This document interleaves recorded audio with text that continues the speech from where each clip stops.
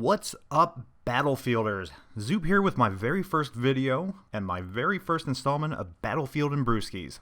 Yeah, I know what you're thinking. Another Battlefield channel, right? Who the hell is this Nozoupforyou guy?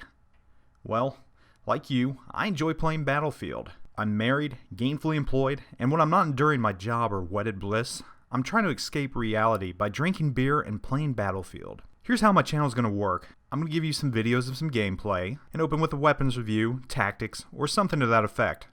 Then comes the part I'm really looking forward to. I'm going to give you a beer review. Like I said, this is Battlefield and Brewskies. For me, beer and Battlefield go hand in hand. I try to drink a new beer every week, usually during my late night Battlefield sessions. So I'm going to give you a review of a beer I just tried. Nothing is off limits. Pale ales, IPAs, Doppelbocks, stouts, domestic, foreign, it's all on the table. I'll admit that I'm an IPA fan myself. It's all about the hops for me.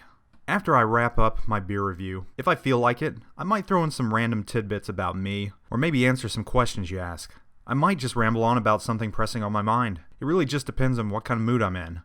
Bottom line is, this is for fun. I want it to be something I enjoy, and I want it to be something that entertains you, not some mindless dribble about how I think you should play the game. Though I will share tips from time to time if I find they work. Together, I hope to grow this channel with you. I need all the help I can get. It's hard enough trying to start a channel not having a British accent. Now that's out of the way, for this first episode of Battlefield and Brewskies, I want to give my thoughts on the Battlefield Hardline beta. I've had over a month to ponder it now. I played for about 20 hours, and for the most part, I really enjoyed it. I was a little put off by the cops and robbers idea at first. However, the fast gameplay grew on me. I'm also really pleased with Visceral's interaction with the community. They've really given me some high hopes for the final product, and I'm looking forward to see what else they can do.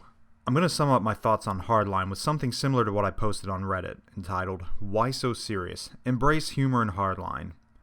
Hardline definitely has a Battlefield feel, but the premise doesn't really make sense.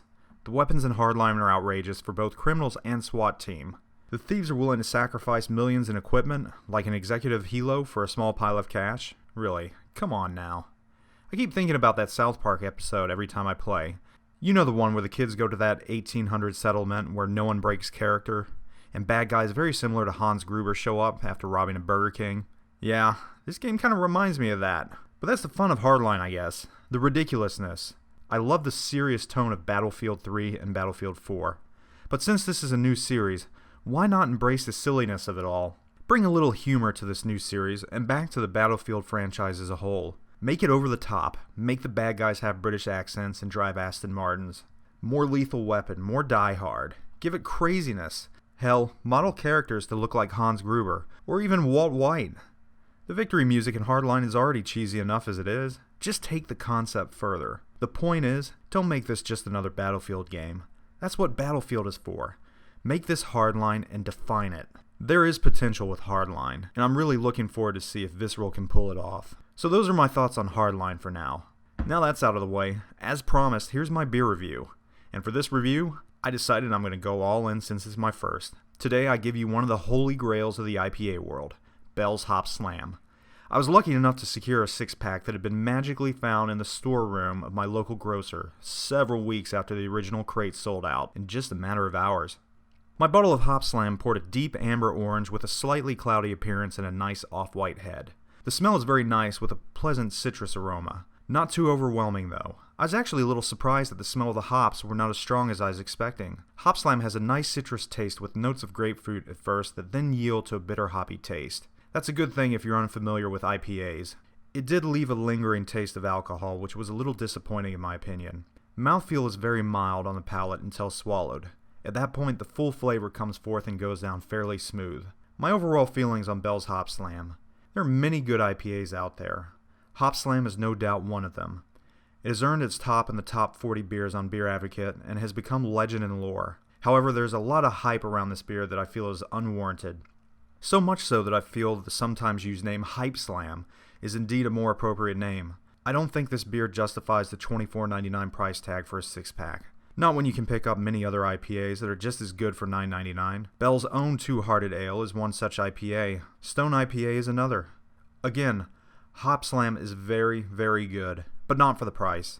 Maybe if I got it on tap or closer to the source I'd feel different. Don't get me wrong, I'm glad I was able to try Hop Slam. but I doubt I'll put forth the required effort to secure it again next year. My local Wegmans grocery said people were calling every day for weeks in advance prior to release.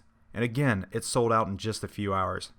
Despite all this sounding negative, Hop Slam is a bucket list beer. One must try it at least once. I give Bell's Hop Slam a 4.25 out of 5. Wrapping up my beer review, I'm going to give you a random tidbit about myself.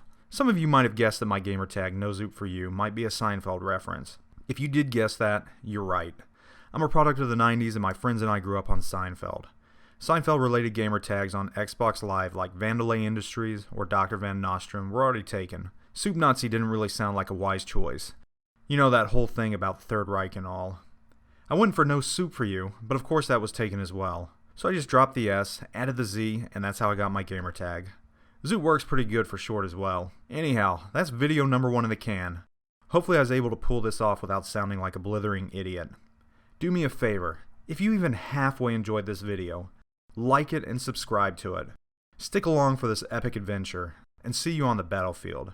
There are many, many more beers out there, and I've landed some Russian River Pliny the Elder to review.